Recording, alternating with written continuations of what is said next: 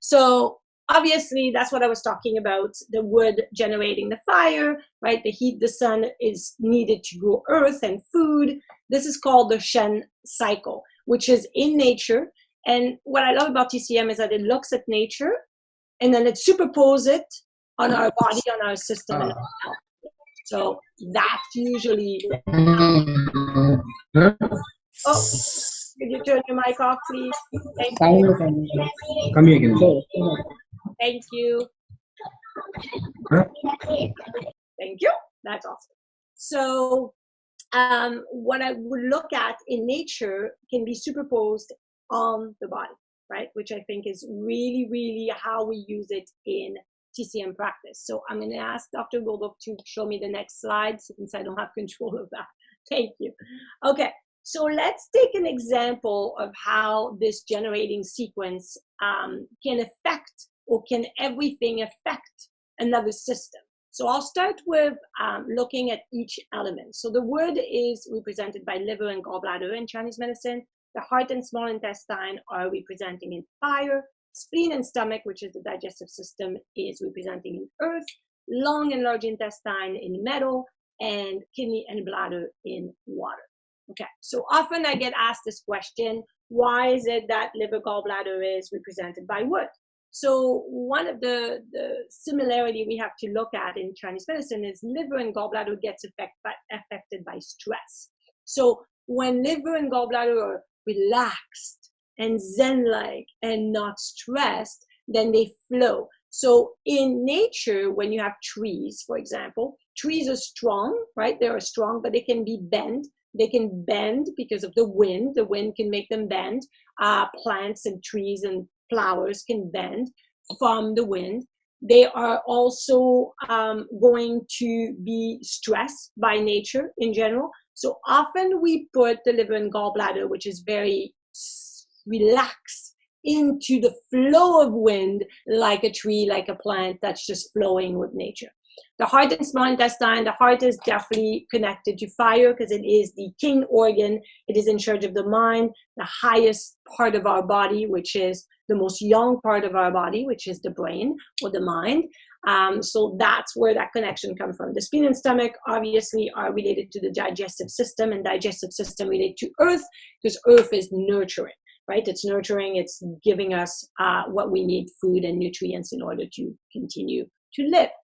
Metal is related to lung and large intestine because the lung and large intestine are in charge of the immune system. And the immune system is a defense system, right? And so it's our defenders. And metal is like a metal shield. It's your defender. Metal is very strong to stop invaders from coming in. And during wars, or metal was a shield to stop invaders. So lung and large intestine relates to the invaders because of the immune system relationship to the defense system. Kidney and bladder are related to water because, of course, of the connection of excreting water, processing water, and detoxifying the liquid in our body in order for us to basically filter what we need. So the kidney is the filter, the bladder excretes the water, so that's the relationship there. Okay, so I just wanted to mention that. All right. So now let's look at what can happen and how in clinical practice we can look at people and see where everything starts or where it all started. So I'm just going to take an example of someone that's really stressed, right? So like the little person on top of the liver gallbladder. So when someone is really stressed, a lot of pressure, maybe they have a lot of pressure at work, maybe they have stress, financial stress, maybe it's COVID-19 stress, right? We're in the middle of a pandemic, so there's a lot of stress that affects a lot of people. That obviously affects everyone around. So stress can lead to insomnia. So it's wood generating fire, but stress can lead to insomnia. So if someone comes in and says, I'm not sleeping, I have, insomnia, and you're coming to see me for insomnia, I can just address the insomnia and treat the insomnia by using point like Heart 7. Heart 7 is one of the best points for insomnia. But I want to know the root cause. What's the root cause? Why are you having insomnia? So the idea is to look for the root cause, and using the 5 elements can help us determine where it all started.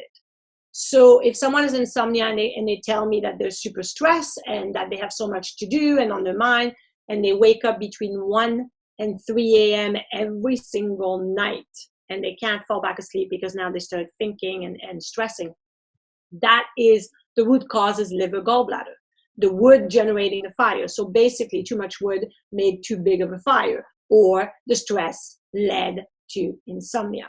So when someone has insomnia and they wake up specifically between 1 and 3 a.m., that is liver time.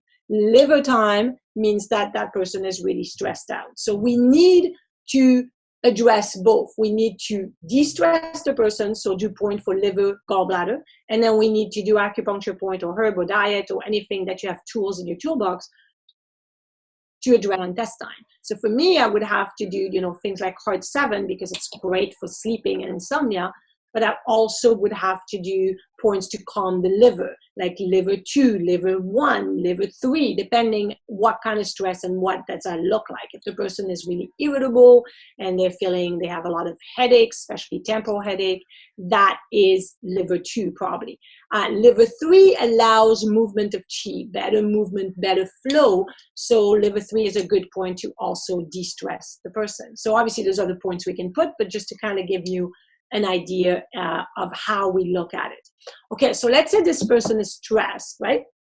They come and they say, well, I have insomnia, but I also am craving food because I'm so tired, right? I haven't slept in so many days. I keep waking up. So now I drink a lot of coffee. I crave sugar. In the afternoon, I need an energy drink or some more sugar, something to keep me awake because I fall asleep. So now this person is choosing and craving bad food and food that are not going to be conducive to nourishing nutrients and nourishing the body. So now the digestive system is going to be affected because if the if the person is obviously craving coffee and sugar and other bad food, then they are going to get in, drink those coffees. Maybe I have patients that come and say, oh, I've had 12 coffees today. And I'm like, what? Right? So now you're really depleting your body. You're giving yourself a lot of caffeine, which is not good. And then you're eating a lot of coffee, sugar, or you drinking energy drinks, and that's really going to deplete your digestive system because you're not feeding it good nutrients. So now the digestive system is depleted because of bad diet or poor diet choice due to trying to stay awake. So that stress event really catapult into insomnia, but now it's also affecting the digestive system. And this person can say, I have loose stools, I'm always bloated, I feel tired and sluggish. That is the digestive system that's being obviously depleted. I'm going to ask Miss Moto G to turn her microphone off. That would be great. Thank you, madam. So, Clara ma'am, I'm sorry to interrupt you. We have just 7 minutes. I think so. We have to go within a second and come back. This is what we require everybody to come back. Okay. So, not right now or in a few minutes? Yeah, in a few minutes. About within 7 minutes. There is just 7 minutes left. Sure. Okay. Okay. So if the spleen and stomach or the digestive system is not nourished with good food, bad diet will lead to a poor immune system. So if we're not eating good nutrients, we can't have good probiotic, prebiotics, and good gut health, right? The gut health is really important. We need to have really strong digestive system to be able to have defenders or immune system, because the immune system obviously is in charge of defending us. And so if we don't have good probiotics, good flora in our large intestine, then we cannot fight invaders. And now the immune system is going to get depleted. So long and large intestine does not get nourished properly and now gets depleted. So see how this can really lead to every system being affected. That stress event led to insomnia, led to the poor digestive system issue, and now immune system. So this person is going to get sick a lot, maybe have allergies, get all the colds, all the flus, and no immune system, or maybe they would have bladder infection, but have a lot of infection. So that would deplete the immune system as well. So we are really, really affecting every system. And the last system, the kidney bladder, which often in TCM relates to aging, it relates to the reproductive system. So we correlate the kidney bladder to aging because it's in charge of essence. And so, oh, that went away. Oh, I need to go back up. That went away. Yeah, we need to go back up, Rudolph. Like that's just more up, more up, more up. Yes, thank you. Oh, one down. Yeah, thank you.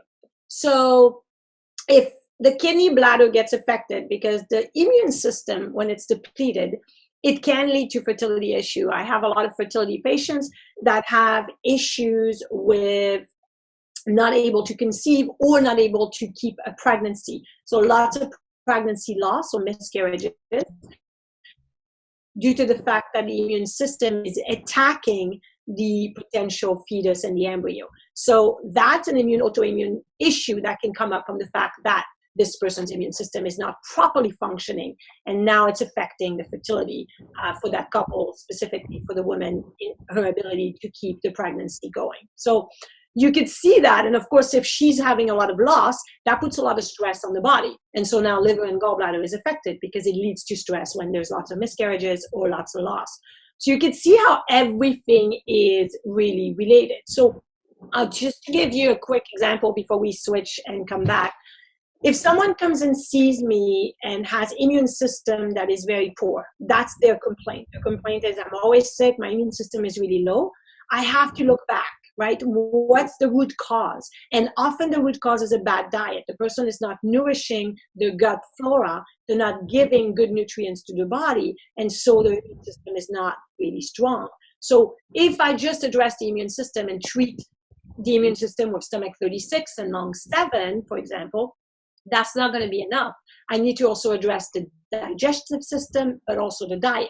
So we need to change the diet for the person, and we need to strengthen and balance the spleen and stomach in Chinese medicine. So that would be the root cause. That makes sense? So for me, it's always looking a step back in this sequence, because of course we're going to look about the other sequence, a step back from each sequence, right? It's just, you look at this from that perspective and you're going, oh, okay, the diet is the culprit.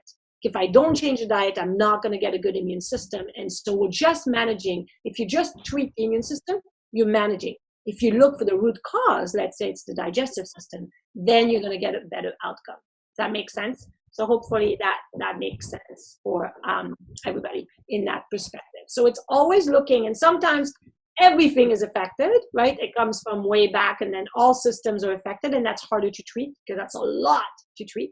But a lot of time, it's just one step back. And if it's one step back or two step back, it's easier to treat that than if there was, all 5 elements or 5 systems affected. Does that make sense? So hopefully that makes sense for everybody. And then I figure, because we look at stress as a big cause of disease, it's not, or stress as a big cause of, imbalances. I have to say that obviously that always starts from the liver gallbladder, so that creates a lot of other problems, but it's not the only cause. There's a lot of root cause that can affect each system, right? So if someone is very anxious, anxiety affects the heart specifically. Anxiety can lead to digestive issues like ulcers in the stomach. Anxiety coming from the heart can lead to loose stools, IBS, irritable bowel syndrome. It's affecting the emotional stress of this person being anxious.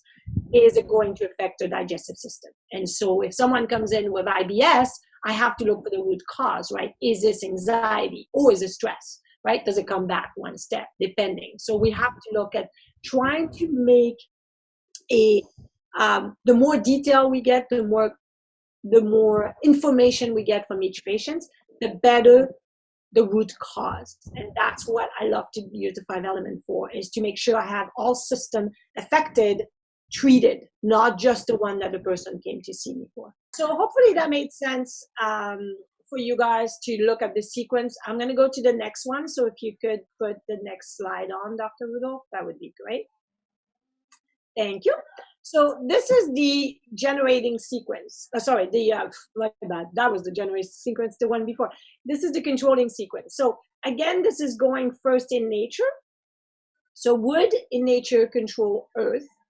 Earth controls water, water controls fire. I think that's easy for us to understand. Fire controls metal, and metal controls wood. So let's look at one that's easy to understand is water obviously controls fire. So if we have wildfires, like there was in Australia in last January, for example, we need a lot of water to try to contain or control the fire, right? So that we understand that water controls fire, and you hope that it can bring it down and stop the wildfires. Wood or trees control the earth and to prevent mudslides. So the idea is if you have area that have mudslides, that's usually because there's no trees with strong roots. The strong roots of a tree is going to prevent the mountain from sliding off. So mudslides only happen in places where there's not strong rooted trees. So strong root trees will prevent mudslide or the earth from sliding down. So would obviously control the earth.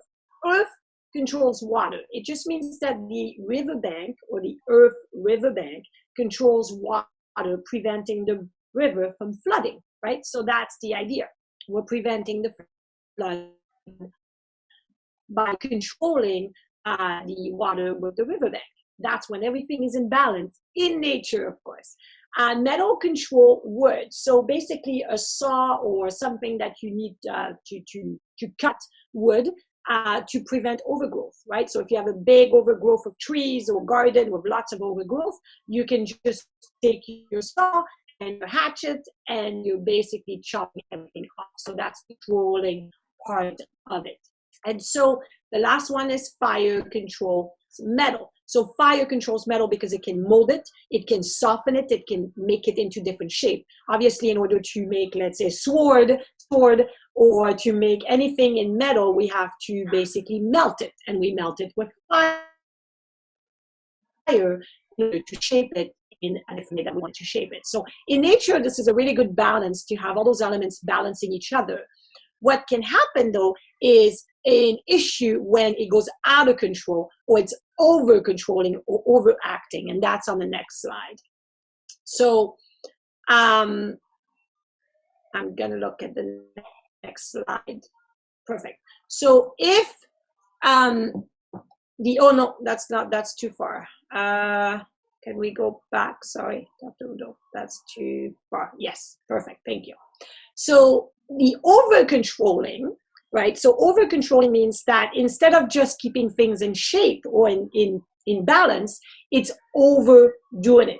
And so that's out of balance. So one of the, in nature, if we say water controls fire, it keeps fire down. But if there's too much water, then there's no fire. That means there's no heat, there's nothing. We can't basically take everything out. The idea is we need balance and we need to have all 5 elements, right? So let's look at, again, another one that's very, very common in clinical practice is wood over-controlling earth. So wood over-controlling earth is usually often liver, gallbladder, over-controlling spleen and stomach. That means that there's so much stress. This person is so stressed out that it leads to worry, overthinking. They're worrying about everything. They're thinking about everything. Worry, overthinking is a spleen and stomach issue. It's a digestive system earth issue. So when we are stressed and frustrated and overwhelmed, we have tendency to have digestive system issue. So it will lead to worry, it will lead to overthinking, and worry, overthinking may create ulcers in the stomach, heartburn, acid reflux, loose stools, IBS. So IBS in Chinese medicine, or irritable bowel syndrome, is always a liver qi stagnation, which is due to stress, creating a spleen qi deficiency, or I won't say or. I will leave it at that for now. So IBS is a liver qi stagnation, over-controlling spleen, depleting the spleen, making a spleen qi deficiency. So that's really a wood overact or over-controlling earth. Sometimes it'll create more issue for the stomach, like stomach qi rebelling, which is acid reflux, heartburn, but sometimes it'll create more problem with the spleen, with worry, overthinking, loose stools, bloating, craving, etc. So the stress comes and depletes the spleen and stomach or the earth or the digestive system. So if someone comes in and says, I have loose stools, I have bloating, I have a weak digestion, I'm constantly worried, and I'm overthinking, and it's like, okay, why is that? Oh, I have so much stress. I'm taking care of my mother who's sick. I have 3 kids. I'm a single person, and I have 3 jobs, and there's so much financial stress, and I'm so busy, and I'm overwhelmed. That is the 2 we have to address. So we have to relax and de-stress the liver, gallbladder, and we have to strengthen the spleen and stomach and bring down the worry and the overthinking. Okay, so that's how we look at it in clinical practice. I took those examples in this slide on purpose with emotions. So in Chinese medicine, anger, frustration, irritability, impatience is all related to liver, gallbladder, but liver or the wood element. In general, anxiety is related to the heart. Worry and overthinking is related to spleen and stomach. Grief and sadness is related to lung and large intestine, and fear and shock are both related to kidney and bladder. Okay, so I decided to take the emotions on this as an example. So another example is kidney, bladder, or water over controlling fire. So kidney, bladder, over controlling heart, small intestine. So if there is a lot of fear, it leads to anxiety, right? So the person is going to get anxious, and then they're not going to sleep. So that creates insomnia. And so more and more issues will happen. And fear can be rational or irrational. And there's going to be a lot of fears in life, right? So sometimes it's rational, sometimes it's irrational. Sometimes someone is actually scaring you. Maybe there's bullies, maybe there's abuse, or sometimes it's irrational, but it's still fear. And fear leads to anxiety. So I will say that often when people have a lot of anxiety, it comes from fear of something, right? So if someone has an anxiety about traveling on a plane, it's because they have fear of being maybe in closed space or fear of the plane, crashing. So those fear, if they are constant, they will create anxiety, and anxiety can create other issue for the heart, palpitation, sweating, insomnia, all those things can come up, right? So that also is something that we can look at in clinical practice. So if you have someone, you can have all elements affected as well. So let's say you're very stressed and irritable and frustrated, and then you start worrying and overthinking about all the stuff you have to do. And that leads to fear of failure, fear of not being able to cope, fear of not being able to protect your family, or fear about not being able to provide financially for your family.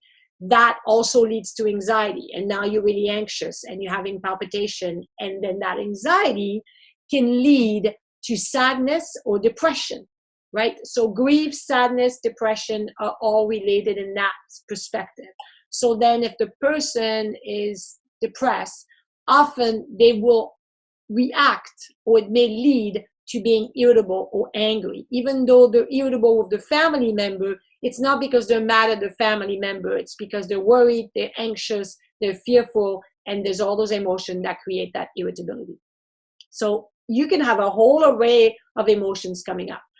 Something that happens very often, like I said, is grief that can lead to anger. So if someone loses a child, maybe their child was killed by a drunk driver, the grieving is going to lead to anger because they're so upset that the drunk driver obviously drove drunk, and obviously, fair enough, they should be upset, but that's what leads to it, right? So this is more of an acute reaction. The grieving leads to anger. But sometimes we can grieve not just a person that dies, we can grieve a relationship, right? Someone broke up with you and you're grieving the relationship, and now you're angry. You're angry that you spent all those years with that person and they left you behind and they abandoned you, and now there's anger coming, right? So grieving is also for anything that you have a loss for.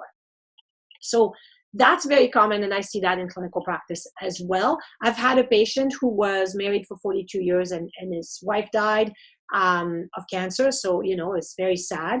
And his grieving led to a lot of anger. He was angry that she left him behind, that, he even though it's not her fault, he was angry that, he just didn't want to be by himself and he didn't know what to do. And he was angry that he has to take care of their children, and all that anger came in as full stress. And so then worry came in as well, overthinking came in. So when he came to see me, he definitely had, I would say, lung issue, liver issue, and spleen and stomach issue. So looking at those perspectives, it's very common to see, right? So we always have to address the emotions that are affected. So if someone has anxiety, right, is it due to the fear? Is it due to constant worry first? Because some people will say, I worry all the time. I'm a constant worrier. I've always worried. So it's not who you are. It's what you've been conditioned to be for many years. And that can be changed, because then if we can change that, then we can have less fear and then less anxiety, okay? So that's pretty much how I would look at that perspective. Can I have the next slide, Dr. Rudolph? Thank you. Okay, the insulting sequence. So the insulting sequence is the reverse sequence from the controlling sequence, okay? So insulting, when you insult someone, it doesn't feel right, right? So the insulting sequence is always an out of balance in nature. It's not a balance, right? It's you're insulting someone. It's not very positive. So insulting is out of balance. So when we look at the insulting sequence, reverse from the controlling sequence. So one that is very common that we see in nature a lot is fire insulting water. Because if there is lots of fire, it dries all the water. So you see that in countries where they have no more water, in Africa, for example, where all the heat of the sun has dried everything, and those people don't have water. So that's really fire destroying water or drying it up to the point where there's no water for anybody, right? So that's very common in nature. Another one that we see a lot in nature that just happened actually recently, again, I think in Japan, is water insulting earth. So earth can, we said earth is controlling water by having riverbanks to prevent the flooding. But when earth cannot control it, water insult earth back. And so that's when we have water insulting earth, which is flooding it. So we have floods, we have tsunamis, we have the water that basically invade the earth and destroys everything on its passage. So that's really out of balance, right? So that's very common in nature. We could see that. So when we look at this perspective, to look at those perspectives in nature, we could see how out of balance nature can get.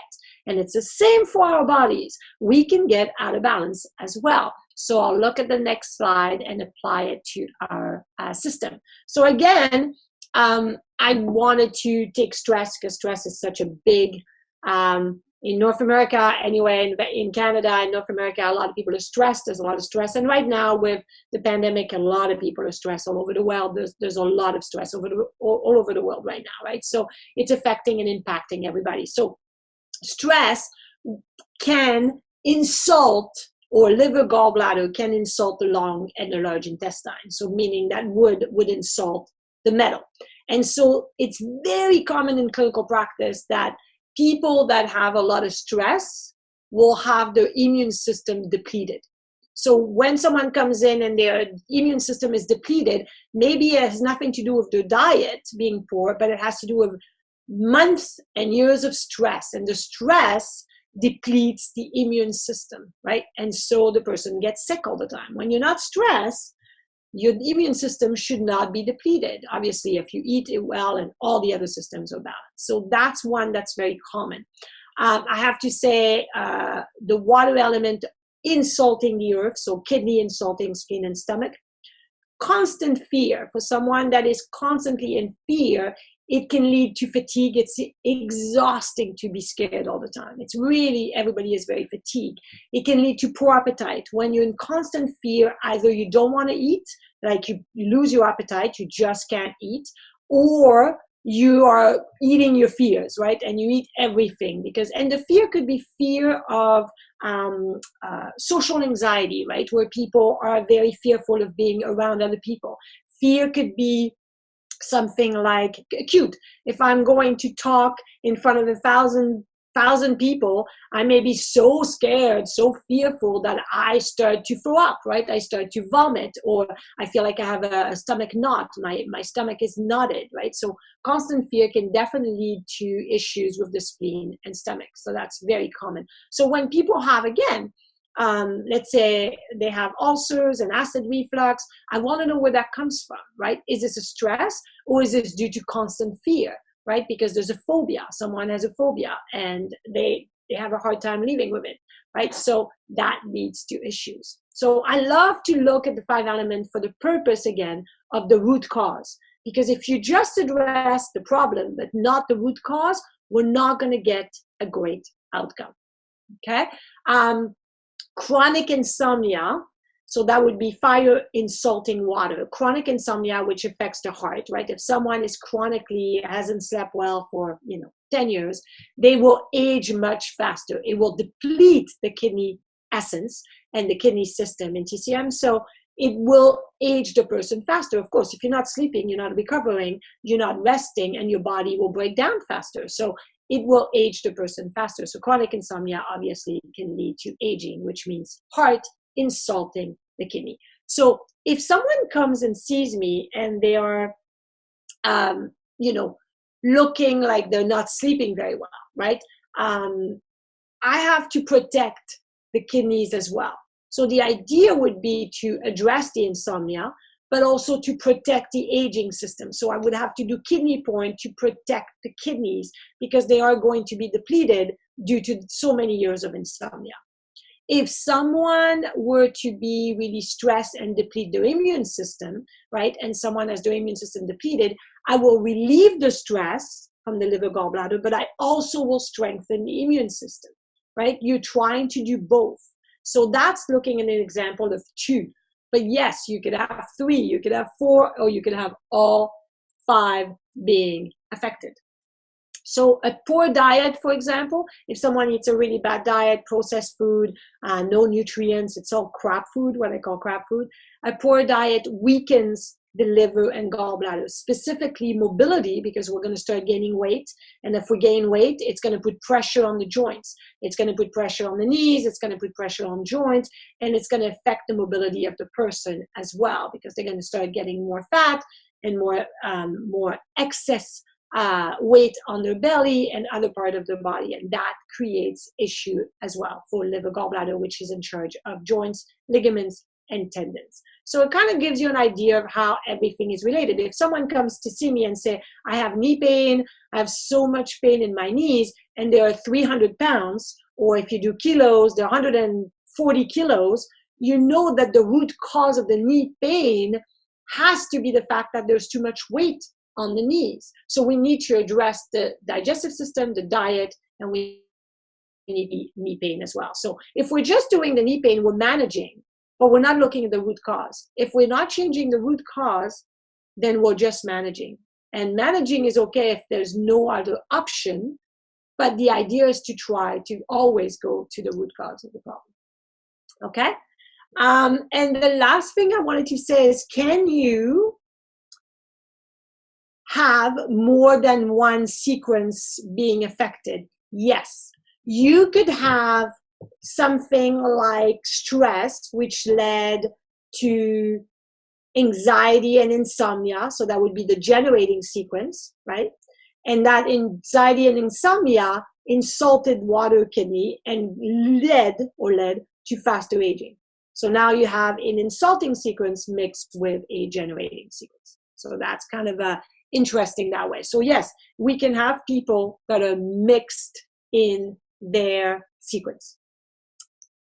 I'll look at the next slide. Thank you, Dr. Rudolph. This is probably my favorite 5-element sequence.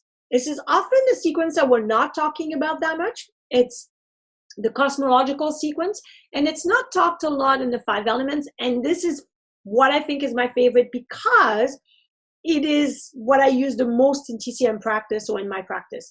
And the reason is, in this sequence, the earth element is at the center, okay? And all the other 4 are around.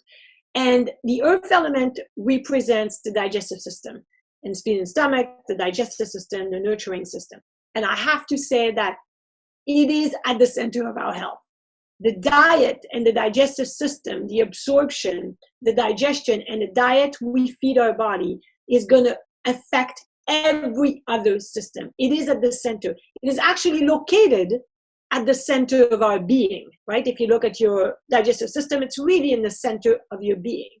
So that to me is the best sequence of the 5 elements, because it really represents what the 5 elements in clinical practice can balance each other out. So let me look at this. This is looking at the 5 elements. We have 4 seasons, right? And earth is in the middle. So let's talk about the seasons. So wood is in the spring, metal is in the fall, fire, of course, is super hot, is in the summer, and water is in the winter.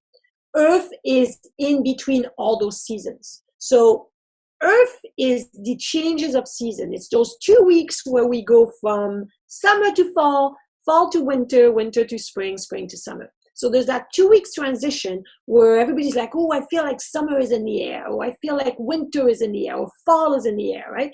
So that's that transition. And so in transition, we have to really protect our earth or our digestive system in order to prepare for the next season. So it's really important to eat well, but it's really important to support the spleen and stomach and TCM to transition to different seasons. And some people don't like winter. We need to transition well for winter. Some people don't like summer because it's too hot. We need to transition well. So diet will make a huge difference. The second thing is looking at directions. So this is like a compass, but you know, in the map, the compass, usually they put the north at the top and the south at the bottom. This is just reverse. It's still a compass. It's still the same. The reason why the south is at the top and the north is at the bottom is because fire goes up and water goes down. No matter what happens, fire always goes up in direction and water always goes down. There is no change in that. So because of that, they put north down and fire up, okay? So it's still the same. It's just a reverse, but it's still the same. And you could put that on a map. It would be the same. You just have to adapt the map to this new way of looking at it. Now, east is wood and west is metal. So basically, we have the 4 cardinal direction and earth is at the center. Okay, it's at the center because earth is at the center. It means who you are. You are the person at the center and you are around the north, the south, the east, and the west. It's the same for the time of day. Sunrise is wood, which is liver, because it's spring. It's where everything begins, right? Sunrise is in the east, and then the spring begins, birth begins. Everything starts with wood in Chinese medicine. It's 6 a.m. and everything starts. And then you go to 12 p.m., which is the highest yang part, Y-A-N-G, yang part, the highest yang part. Oh, what happened? Okay, sorry. I just, something happened in my screen. My screen just looked funny. You want me to change the screen, Clara? No, that's fine. I'm just, can everybody see the screen properly? Yeah. No, actually, the figure is like your image is very small. We can see there is a screen behind you. Okay.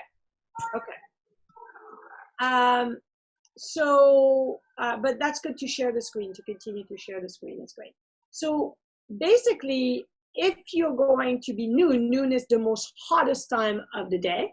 So that's the fire, the highest time of the day. And that would be summer, and that would be midday, and that's growth, right? Really, fire is connected to growth. Everything is growing from birth. And then the next one is we start to go towards sunset. Sunset is in the west. It's at the fall time. It's harvesting time. It's when we start gathering everything. So that would be 6 p.m. And then we go into the night, which is more yin. Water is more yin, fire is more yang. So 12 midnight is the most yin time of the day. It is when it's the darkest, when it's supposed to be the coldest, and it's storage. It's winter. It's when we start storing everything, right? It's nighttime. So it's winter time. So that gives you the 4 seasons, the 4 times of the day, and Earth is at the center. It's part of transformation. Every time there's a change, there's a transformation in between different seasons, in between time of days, in between time of life, right? That is Earth. So for example, when someone is a young child, we say they are more wood. But then if you are in the fire of your life, you're probably in your 20s. 20s and 30s are probably the fire of your life. And then you're going to the fall of your life, which would be your 40s, 50s, 60s. And then you're going to the winter of your life, which is the 70s and 80s and 90s, etc., right? Earth is in between transition. So Earth would be the teenage years, right? The difficult time where you, from a child to an adult, you are in Earth time when you are a teenager. Or if you have someone that is going through midlife crisis or menopause, that is Earth time. There's a transition, right? So all those transitions happen in Earth time. So that's when it's super important to protect the digestive system. That is really what we want to look at in that perspective. Now, when I look at this, I also can talk about the relationship between fire, water, and earth.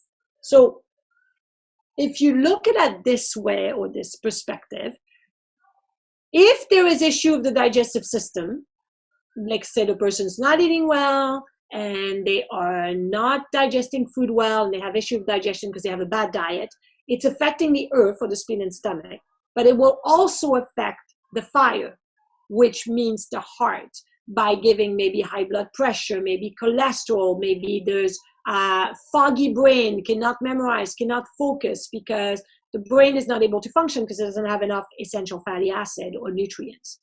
It also will affect the kidney or the essence, and it will deplete and age the person faster because they're not nourishing and they're eating food that is going to deplete or age them faster because now they have diabetes by the time they're 40 and they have other issues that the digestive system is creating because it is not fed properly.